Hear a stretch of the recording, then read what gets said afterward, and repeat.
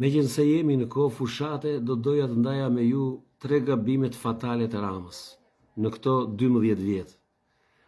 Vetëm një arrogant, një kok fort dhe një këmbgulës si Rama mund të bënte këto 3 gabime historike për shqiptarët. Dhe po jo tregoj. Së pari, Edi Rama ka arritur vlerën e dinjitetit të njeriut në vendin tonë. Dhe si e ka arritur këtë vlerë? Imagjinoni që vlera e Ilir Vrenozit deri para se të fliste me Ramën, suponojmë ishte 5 lek. Sot vlera e tij ka vajtur 20 lek. Pra, ky është një nga gabimet e para të Edi Ramës.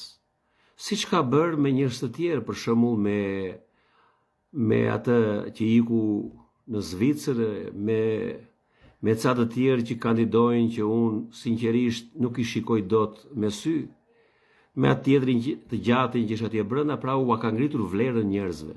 Ky është një gabim fatal. U ka ngritur vlerën e dinjitetit. Pra nëse këta njerëz deri dje vlenin x lek, sot vlen 2x lek. Gabimi i parë. Gabimi i dytë, ka rritur vlerën e pronës. Vlerën e pronës në çdo qytet, dhe këtë e dim të gjithë, dhe për këtë ka bërë shumë gabim. Nëse deri dje flas për një shtëpi që kam unë në Buzë të Detit, kushtonte metri katror 400 euro, sot kushton 1500. Pra ka bërë dhe këtu një gabim shumë të rëndë.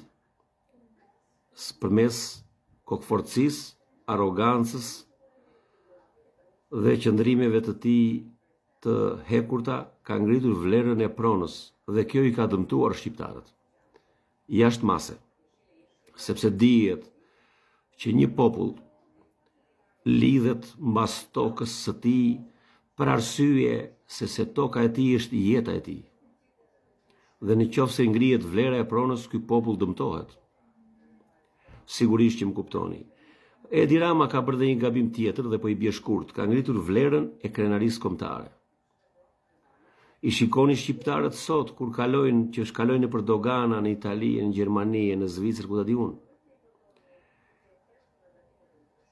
Janë të keq trajtuar. Sa po shikojnë Shqipëri, i marrin, i burgosin, etj. Dhe nuk janë fare krenar për vendin e tyre. Madje këtu nuk ka as turist që vinë, që të shikojnë, të vizitojnë vendin tonë. Absolutisht, asnjë turist nuk ka as dëshirë, as kuriozitet, madje ka frikë të vi, sepse këtu nuk ka as siguri publike. Pra, Edi Rama me arrogancën e vet ka bërë këto gjëra. Ka bërë rritjen e vlerës së dinjitetit të njeriut në këto 12 vjet, rritjen e vlerës së pronës dhe rritjen e vlerës së krenarisë kombëtare. Këto 3 gabime. Arroganca e tij arrin deri aty sa më bllokon mua numrin e telefonit. Pse? Se e kritikoj për ndonjë gjë që nuk shkon. Ose edhe kur e lavdëroj se si pëlqejnë shumë lëvdatat, dihet si është gaforja. Do t'i bëj të gjitha vet. Por është i vetmi kokfort, mos kokçarës që po u jep vlerë disa gjërave që do të duhej të mos u jepte vlerë dhe nuk po ju jep vlerë atyre gjërave që do duhej të jepte vlerë.